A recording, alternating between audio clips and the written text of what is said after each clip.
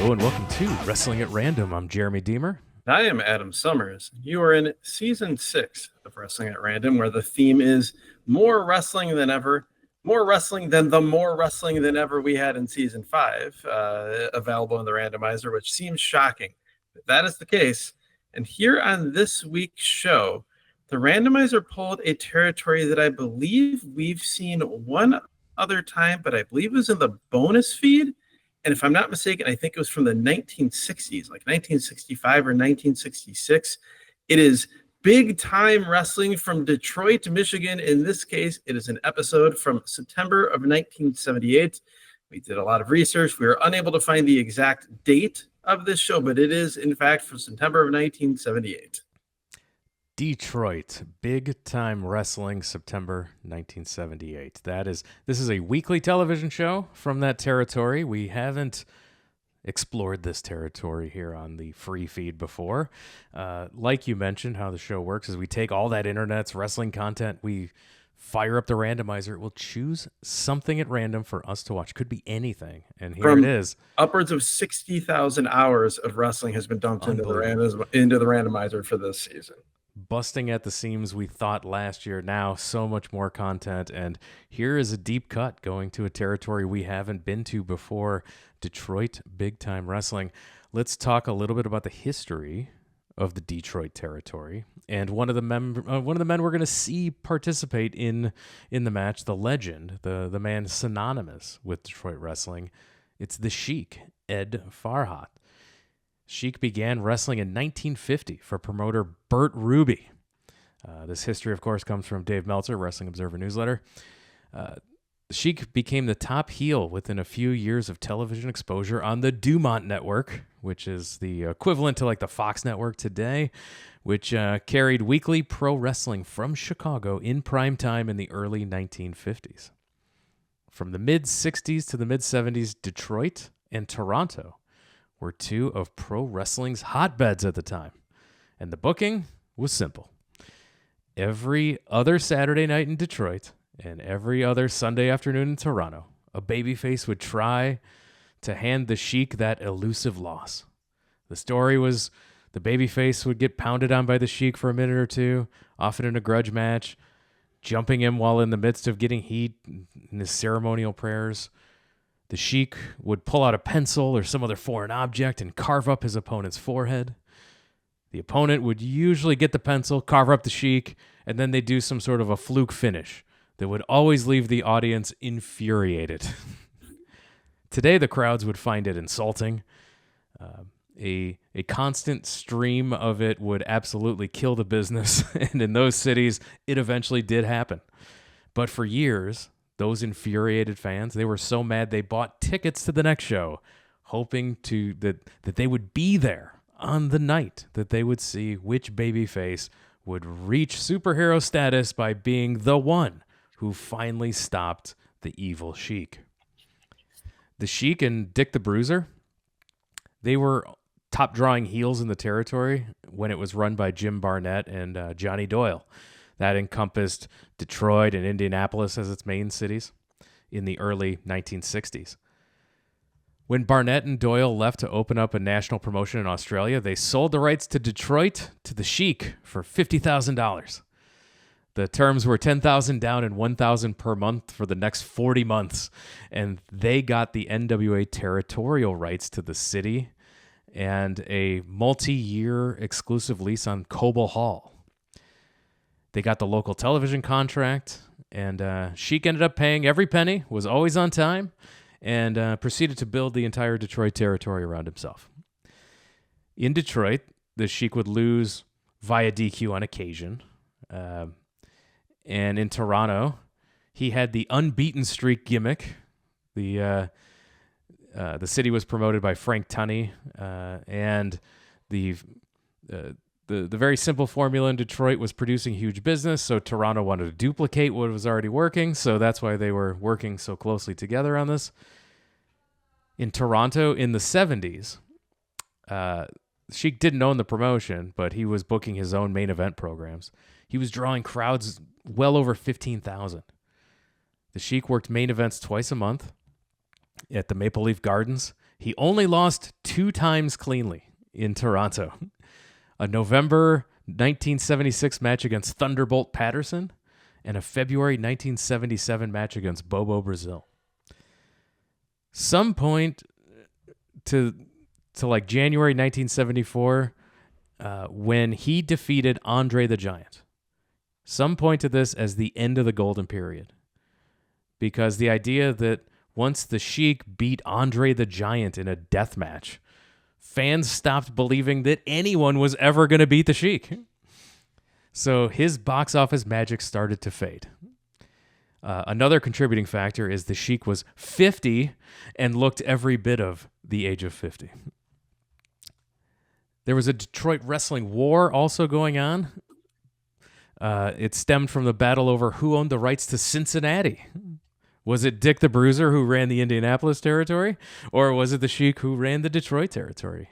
Bruiser felt the Sheik had come into the territory and made a TV deal with his Detroit TV. So there was a huge boom period that came out of this because of the two rival promotions competing, pulling out all the stops in a heated wrestling war. But eventually, one of the companies started losing the war, and in the case of Detroit, Sheik's side was always in command because of the NWA affiliation. Eventually, Dick the Bruiser didn't have that affiliation. He didn't have access to the NWA talent. He had to recycle the same talent and the same matches. He ran out of those fresh matchups. The crowds began to dwindle down. Losing significant money at the time, Dick the Bruiser made peace, pulling out of Detroit, pulling out of Cincinnati, and agreeing to promote the elusive dream matches between the two promotions in that area, and something the fans thought they'd never see. Dave Meltzer compares how Detroit and its war mirrored that of Montreal, and a lot of the similarities there between the two Montreal promotions. You can listen to our Montreal history that we did in last week's episode of the podcast when you talk about the similarities between the two promotions. After the promotion closed up in 1980, Sheik continued to run shows on a much smaller scale. Sheik had gotten involved in booking some country music acts since there was no money to be made in wrestling. He attempted to use the wrestling formula to get them TV exposure, and thus was born a unique TV show called Big Time Wrestling and Big Time Country in the 1980s. Come on, Randomizer. Please find me an episode of that. I'm sure that was a smash hit. Detroit never rebounded as a wrestling territory until the mid-'80s behind Hulk Hogan and when the WWF went national. Just to close the loop on the Sheik, his last appearance on a show in Detroit was October 29th, 1995 at the Halloween Havoc pay-per-view. This was several months after his heart attack that ended his career. He was controversial to the end. He was seconding Sabu in a prelim match against Mr. JL, who's Jerry Lynn under a mask. Sheik went into business for himself and threw a fireball after the match at JL, which freaked out the production people and the building who weren't aware and had not approved this fire stunt. And WCW never considered using the Sheik again. And his final appearance, Adam, was at a wrestling show. His final appearance at a wrestling show, period, was December 11th, 1998 at Kurikan Hall on a show promoted by Onita, as Sheik finally allowed the Japanese to promote a retirement ceremony for him. There you go. You also mentioned the Sheik and Fire. There is that legendary match, if you can even call it that, the Fire match in Japan that got completely out of control. Fire was raging. They had to shut it down. It was a whole disaster. So, yeah. I would agree that really he is the guy, obviously, that when you think of Detroit wrestling, you think of the Sheik. You mentioned the Montreal territory, which we just reviewed on last week's show, and this here, the Detroit territory. It always blows me away how the randomizer will somehow bring us a very, a bit part character in the history of professional wrestling that will somehow appear in back-to-back shows here on the podcast in different territories across a pretty wide spectrum of time. That is the case here. We'll get into that when we get to the main event later. Yes, hang on to the main events to hear that one. Something that I was pretty excited to hear, I'm going to be playing it right now, is the intro and the theme song to this Big Time Wrestling show. Pretty sweet here. Let's take a listen. Ladies and gentlemen, the NWA, the National Wrestling Alliance, and Worldwide Sports presents America's #1 spectator sport, professional Big Time Wrestling.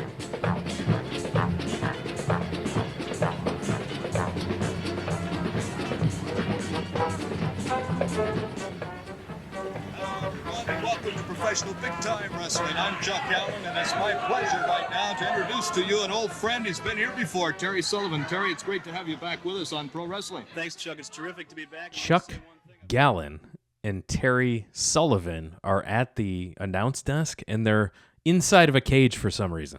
Yeah, they are at an announce desk. This is just a static open. It's a very basic looking setup here. No big graphic in the background or backdrop saying that it's Big Time Wrestling. Chuck and Terry are here. As you said, they are inside of a steel cage, meaning not in the ring. Their commentary booth is inside of a cage. It almost reminded me of like the shark cage suspended over the ring all those times with Jim Cornette as one example. But here they're just in the studio. They're in a cage for some reason. They say they will tell us more about that later. First, though, we go to the ring. It is Terry Sullivan doing ring announcing in addition to color commentary here. And he tells us that from, quote, Germany, it's Eddie Dice taking on Austin Idol. This is a tiny studio packed with fans on two sides of the ring. So the side that the hard cam is shooting and the right side of the studio, if you're looking from the hard cam, there's just some big sheet covering the entire left side of the studio, and there are no fans on the actual hard camera side. Chuck starts off by telling us, I always am amused during this era of TV. He says, if you are watching in black and white TV, he lets us know that Austin Idol's tights are purple. They also have some pink in them. Chuck then, channeling Jeremy Deemer, points out that both men are wearing purple tights and says this is, quote, unusual. And I thought your notes must just say, not as unusual as it should be. Yes, my notes say, good call out, Chuck was just typing that. I love when a fashion corner starts with, if you're watching in black and white. It's great to call out the colors and Austin Idol is wearing purple long trunks versus the tights of young Eddie Dice here. Idol is worrying about his hair. We're told, much like Chuck Gallen tells us, it's much like Gorgeous George, who also cared a lot about his hair, and some other guy that Chuck couldn't remember. Yeah, another prima donna that I can't remember. So Chuck clearly doing his homework. He also mentioned later on in the show that he was gone from the territory for a month. I don't know if he lost a loser leaves town announcer match or something, but he was gone. So he's a little out of the loop. He also tells us that that Austin Idol's flesh-colored boots are unusual. This is where I note that I'm pretty sure Chuck Gallen invented the fashion corner. He is extremely concerned about what these men are wearing, and that makes me very happy. The whole early part of this match is just the classic 60s, 70s, early 80s heel where they're, he's pulling the hair and the ref can't catch it. He's throwing a headlock punch and the ref can't catch it. He's doing all these things behind the referee's back, and this old man ref can't catch it. The crowd is going crazy. Absolutely crazy because they're not catching what Austin Idol's obviously doing. My only real note here is that so much of Austin Idol's mannerisms, it's very clear Hulk Hogan watched and studied very closely. The way he moves around the ring, the way he talks to the referee, it's you can see Hogan definitely pulled some from Austin here. Yeah, and you can tell that Austin was pulling stuff from Billy Graham here, Yes, too. 100%. Yeah, there was a lot of borrowing happening during this time period. And we're told that as Idol's doing his pose in the ring, we're told he works out with isometrics every day. Don't know No, what that is. false. Chuck says Idol works out every other day. He made it sound like this was the height of workout regimen in 1978. He said it made it sound like it was insane that Austin Idol worked out every other day. We don't even know if is that 3 days a week? Does he start on Tuesday? Is it 4 days a week? Does he start on Monday? But that apparently was the zenith of working out in 1978. The finish comes with Idol grinding his knuckle into the temple of dice for the submission. This is an all-time horrible finisher. And Austin Idol's your winner. Literally a noogie. Yes. He hits a big lariat off the Irish whip that actually looked good, and then he wins with a noogie. If you thought that the coconut crusher was was one of the worst finishers you've ever seen, hop in the time machine to 1978 here in Detroit. Chuck opens his tiny cage door to interview Austin Idol, who rants and really doesn't say anything. Rants and doesn't say much. They go to the break. He's pretty much, they pretty much play him off the stage at that point. But he yells, "Call all your girlfriends," as we go to the break.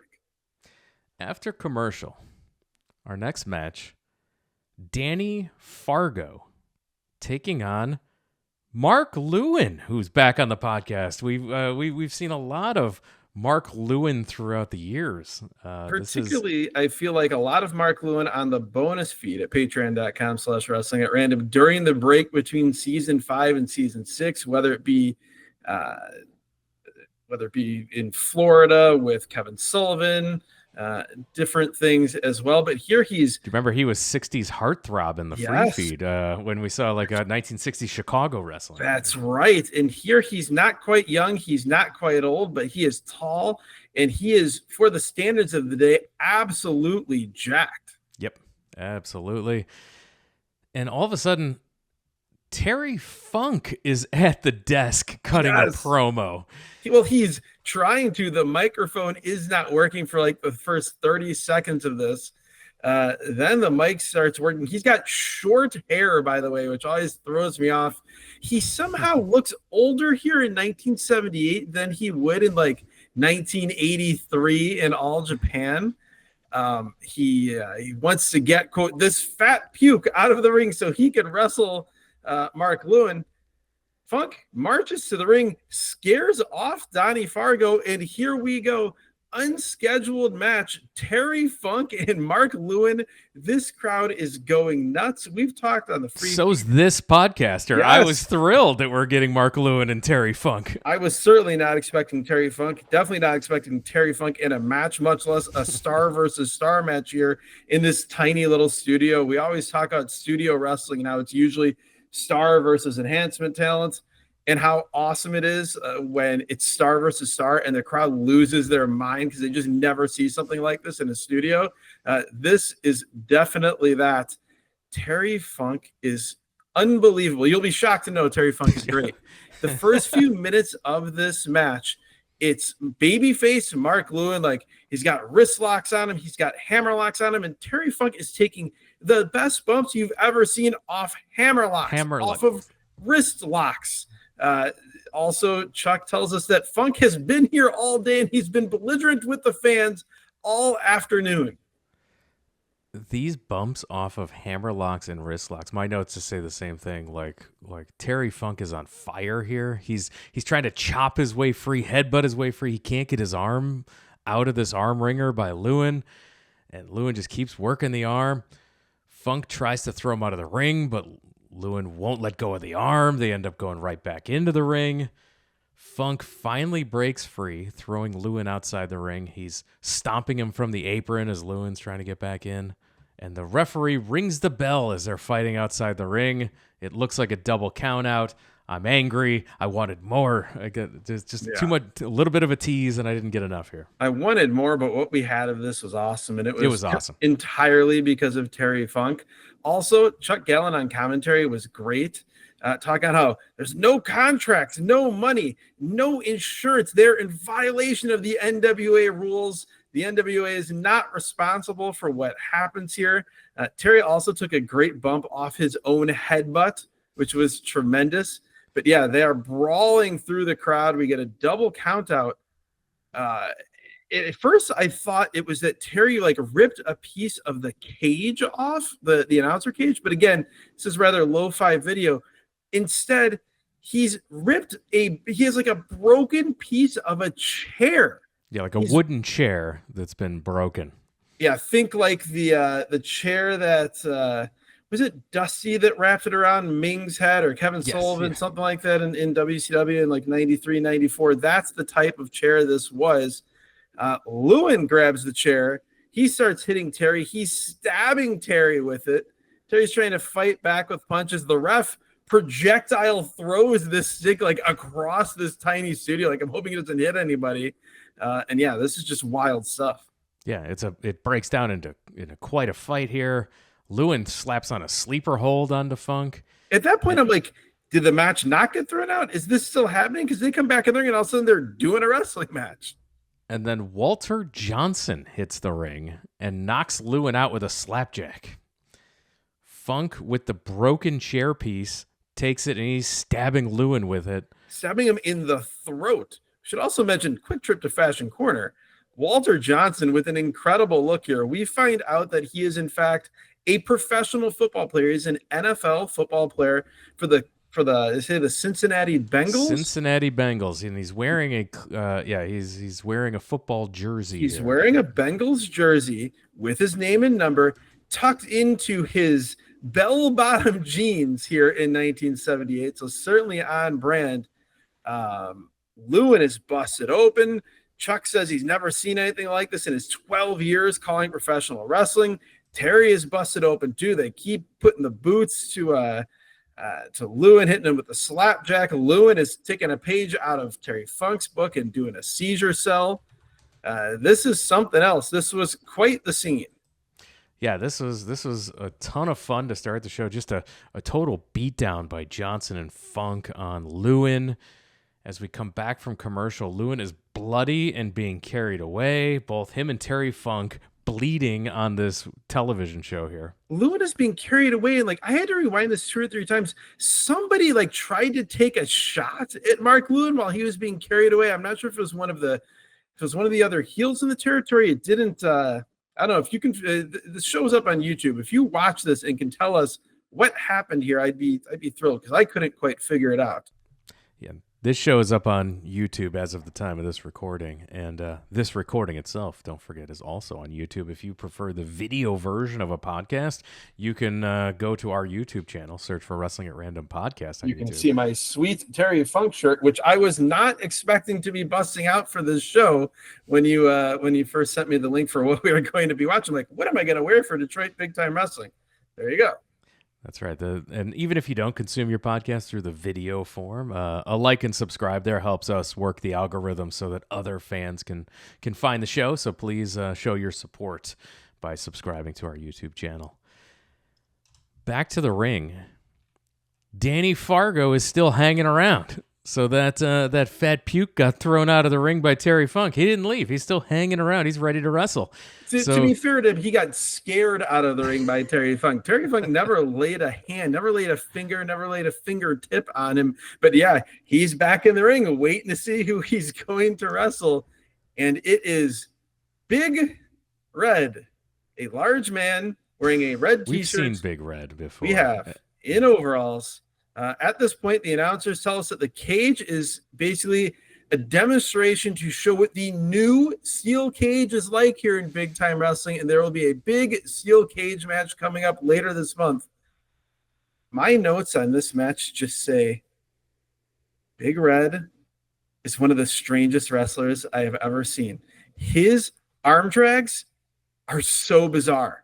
He like locks his arm into Donnie Fargo's arm like he's going to do like an arm drag position. And then it's just like a tree falling over in the forest. Like gravity just does the rest. And he kind of takes him down in an arm drag. He does a a side headlock takeover like that a little bit later on in the match that is somehow even worse. He also, if you watch MMA, like you get the guy's back, he's face down, you're face down, you grab a rear naked choke. Here, the submission is just, he is laying on this man's back, and I guess this is a submission hold. He is doing no move. He is just laying on this man's back, and the referee is asking if he wants to quit. So it's like the move is you have a fat guy on your back. Would you like to quit? His entire offense is based on gravity. He is not Bandito's younger brother yet.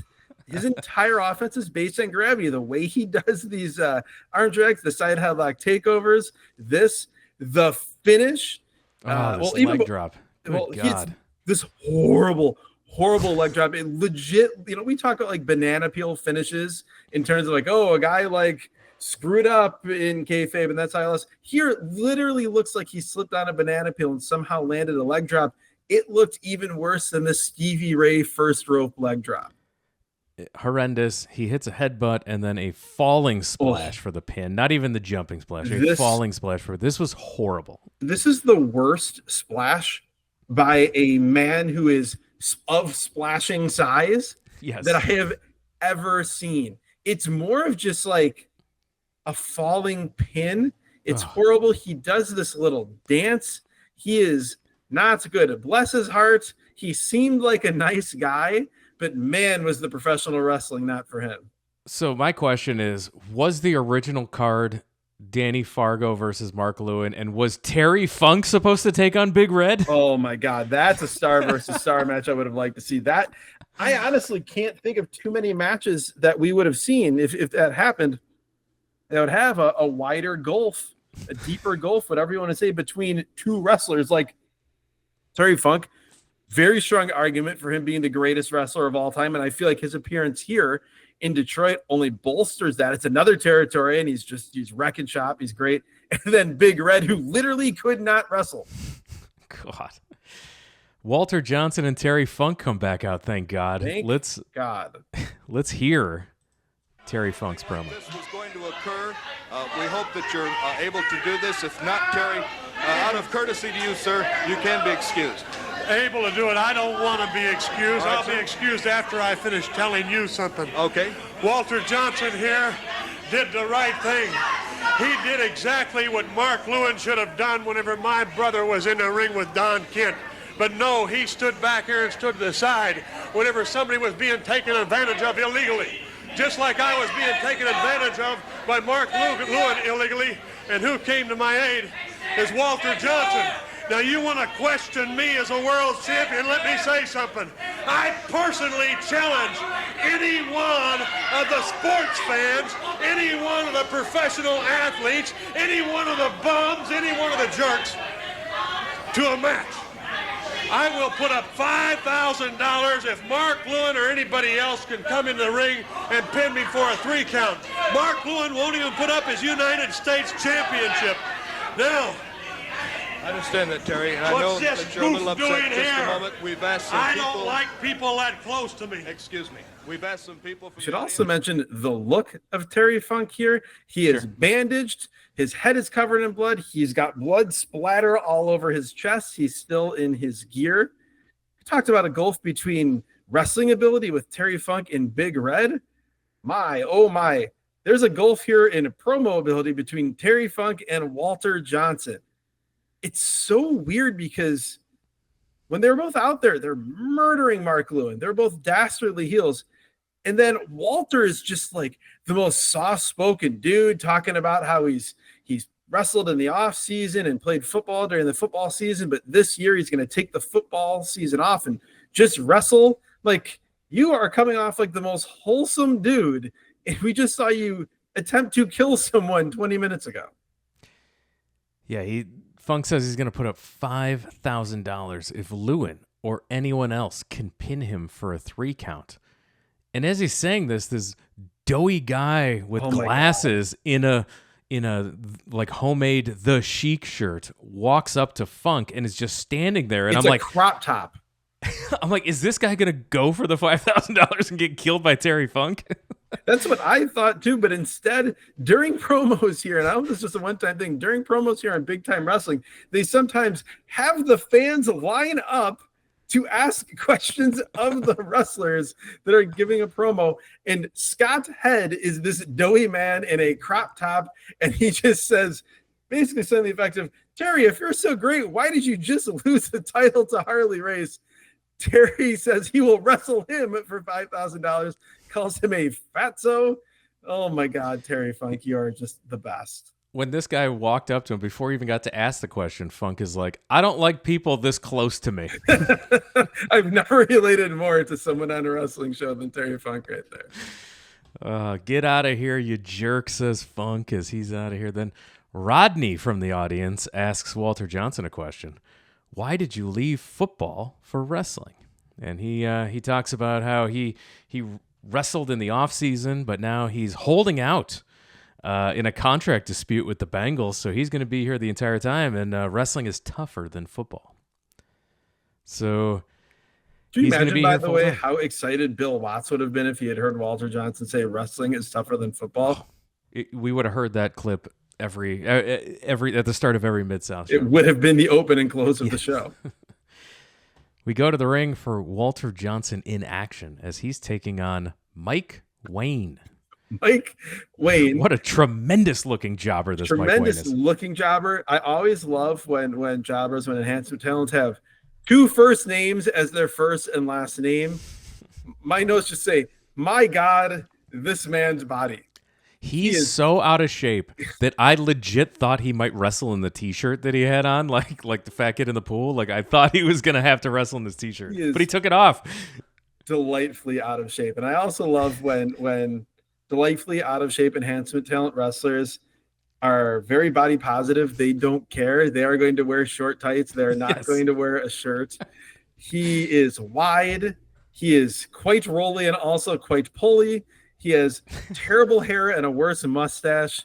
I adore this man. He was tremendous in his role. He understood the assignment. He gets whipped into the rope, and he falls down and spills to the floor. That's how the match starts. This is tremendous. He literally, gets whipped till it just falls to the floor, gets back to the apron.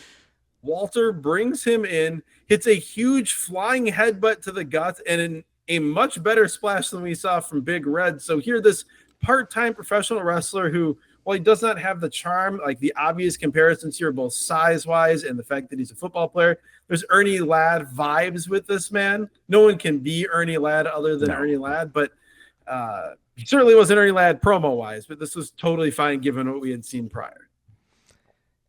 And now, probably one of the weirdest things I've ever seen on a weekly wrestling television show. I can tell you right now, we can save some time at the end. This is by far my least favorite thing on this show. And I would go so far as to say this is my least favorite thing on any weekly TV show that we've seen, and that includes the Dup Cup. This is not worse than the Dup Cup. It is not worse than the Dup Cup. For me, I am not a fan of what we are about to see. This is the Pro-Am, or as it's also said in the same segment, Am Pro wrestling segment, which means we are going to go to East Lansing, Michigan to watch 10 minutes of extremely boring amateur wrestling. What are we doing? This is like if I had tuned in to watch the Stanley Cup final and they said, yes, you will watch that. But first, here's 10 minutes of golf. Yeah. Here's the final 10 minutes of the Memorial Cup. And you're like, what? No, I'm watching NFL or I'm watching the NHL. I'm watching professional sports. Why am I watching the juniors here? I love junior hockey, so this is not the same thing. I would probably prefer the Memorial Cup to most NHL games. This, I don't understand this at all. No, I'm pretty sure that Tim Deshawn and Jeff Thomas, as much as they tried to tell us these may be the future stars of big time wrestling, wrong. I don't think they are. Wrong. This is what I expect from like Vern Gagne.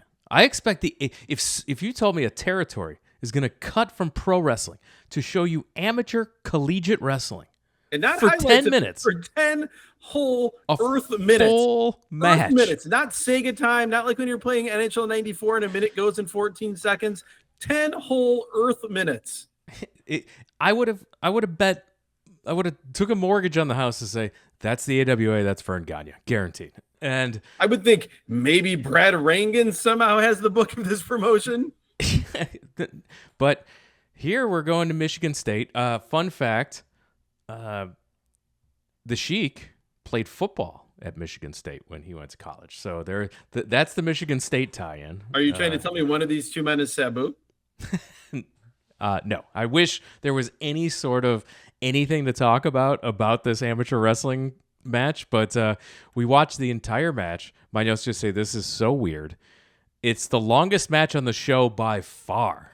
It's twice longer than Mark Lewin and Terry Funk. It's 18 times longer than that. I want to right now issue a formal apology to the Marty Jannetty Heat segment from that Yes. AWA 1987 show.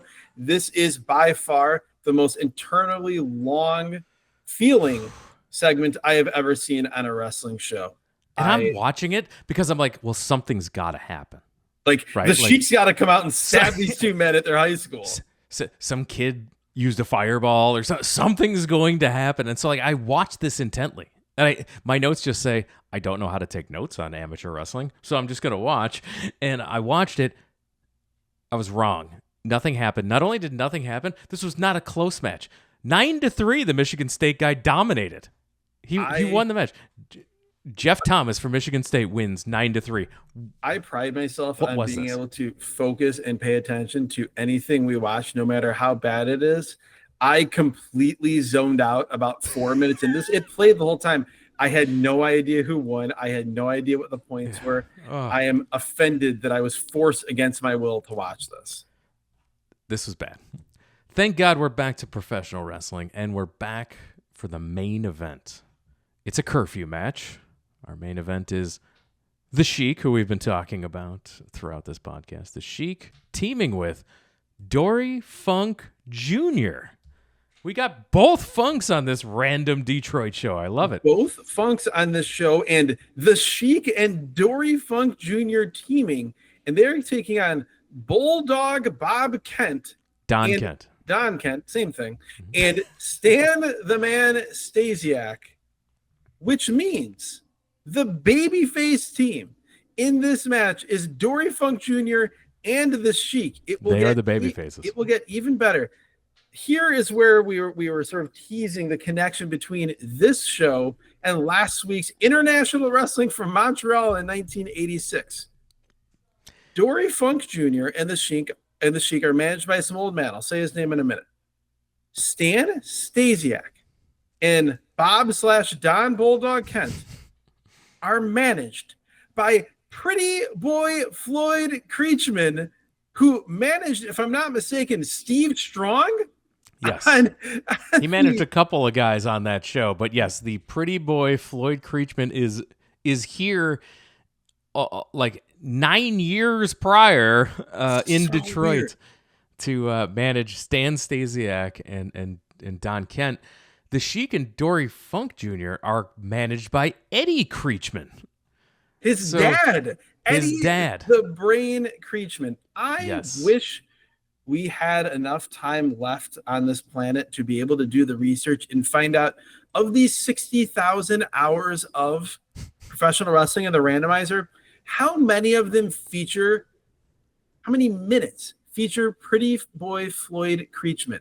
The fact that we got him back-to-back episodes in the same season from two territories, 8.5, 9 years apart, defies all logic or believability. A little bit about Eddie Creatchman before we go on. So during the Sheik's original big run, Ernie Roth, who later became the WWF Grand Wizard of Wrestling. Your favorite manager of all time. He's the Greg the Hammer Valentine of managers. I was literally about to say those exact same words. He was the mouthpiece for the original Sheik, right? Because the Sheik was a silent character. He never spoke, so he always had to have a mouthpiece. And Ernie Roth, the Grand Wizard, was his mouthpiece for most of the big run.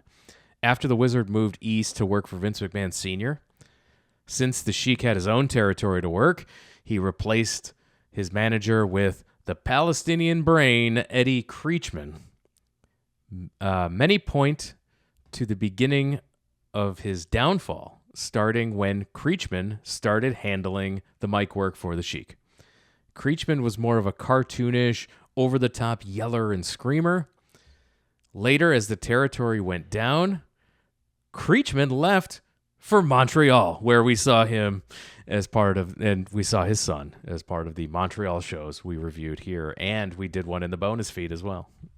Yeah, so that's, if you're listening to both, if you're a patron and this, you've gotten in the last 2 weeks 3 appearances by pretty boy Floyd Creatchman.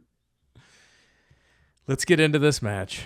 Dory, before we get quick fashion corner, Stan Stasiak with his robe has a giant heart on the back because Stan Stasiak's move is the infamous heart punch, which as a kid was one of my favorite moves. The concept of a heart punch was awesome. I remember Mean Mark Callis, the predecessor character-wise to The Undertaker, in WCW, used the heart punch as a finish. Also, I was delighted by the visual difference, just the presentation of Bulldog Kent and Stan Stasiak. For one, like, they each in different ways look like they're from, like, they were both 40 in 1955. With the hair, the look. Stan Stasiak is so tall. Like, he's not in great shape, but he's just a tall, old man, a giant of a man. And Bulldog Kent is like so many of those guys from that era where he's like 5'9" at maybe like 5'7", 5'8".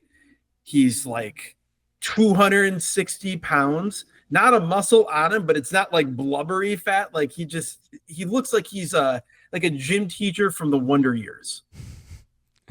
Yeah, it's funny that Stan Stasiak is the father of Shawn Stasiak, who we've seen in WCW. We saw. I don't think we've had any meat appearances from the WWF Attitude Era yet, but we did have a Shawn Stasiak as tag team champions with Chuck Palumbo in WCW. I actually had wondered prior when AEW they had announced that Meat Madness match, and then it didn't happen, but it's going to be like 6 big dudes just hitting each other. If they would have brought Shawn Stasiak in as a special guest referee for that, or at least to do commentary.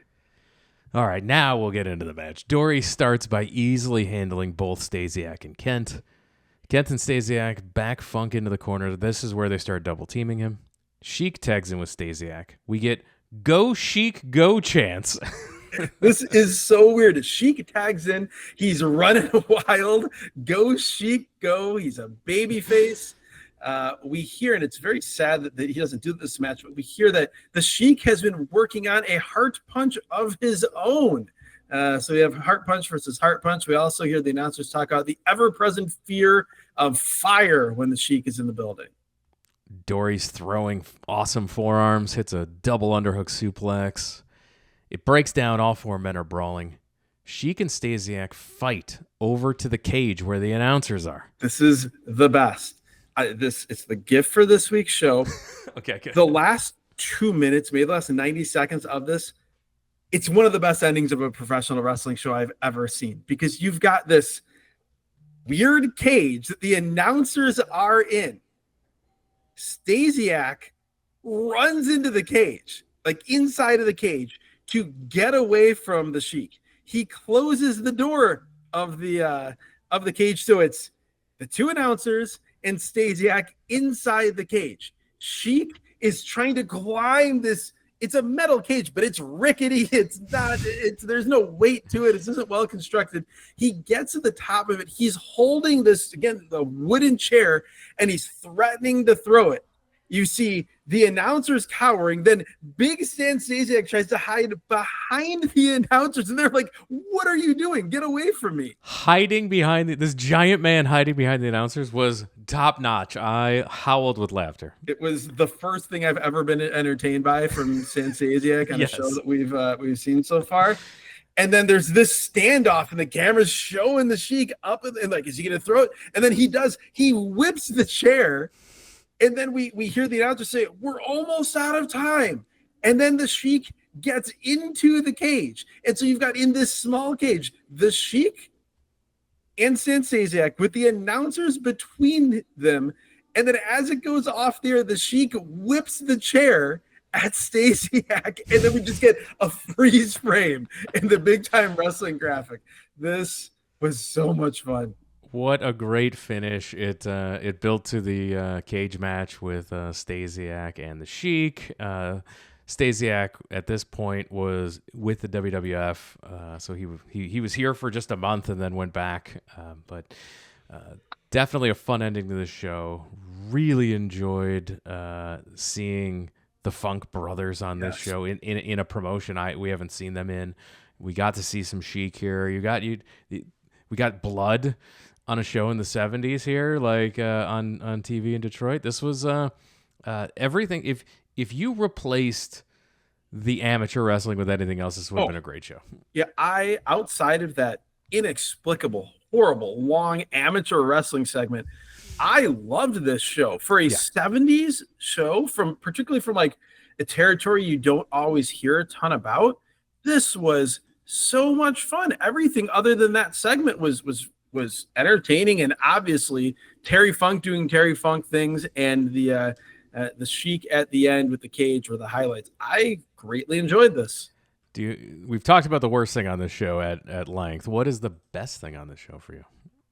Man, it's tough because I would say, like, before we got to the last 90 seconds of the show, I would have 100% say Terry Funk and everything Terry Funk did on this show. And like on the whole, that's probably true still. But man, the end of this show was so fun, so pro wrestling in the most ridiculous way. But like, it's pro wrestling, so it worked. And it 100%, if I was a kid in 1978, I would have been begging my parents to take me to Cobo Hall to see these two men fight in a steel cage at the end of the month. Yeah, and same thing. I would have been demanding to see Mark Lewin and Terry Funk, and like, this was great. Like, both of those things were absolutely the best things on the show. Honorable mention to Big Red for worst thing on the show. Professional wrestler. So. Yes, if you're limiting the worst thing on the show to being professional wrestling, by far, and I would say like top 5 worst wrestler in terms of like an actual pushed wrestler that we've ever seen on this podcast. We talked a lot about the bonus content. If you go to patreon.com/wrestlingatrandom, for $5, you unlock the entire back catalog of episodes, all episodes you have not heard. This is all original content that's not available on the free feed.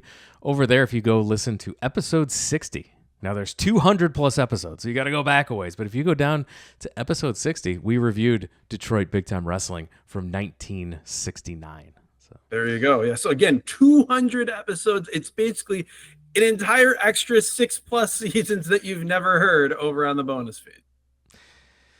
And make sure that you're following us on all this. Adam mentioned the GIF, so you can see the GIF. You should be interacting with the show on all of the social media platforms. That's the best way to get a hold of us, at Wrestle at Random. Anywhere where social media is, you can find us there. And make sure that you are subscribed to the podcast.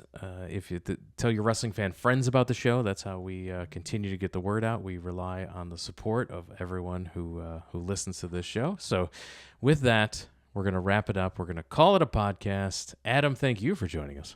Thank you, Jeremy, and thank you, Randomizer. Big Time Wrestling. I had such little expectations for you, and you certainly exceeded them. Thanks again, everyone, for listening. We'll talk to you again next time.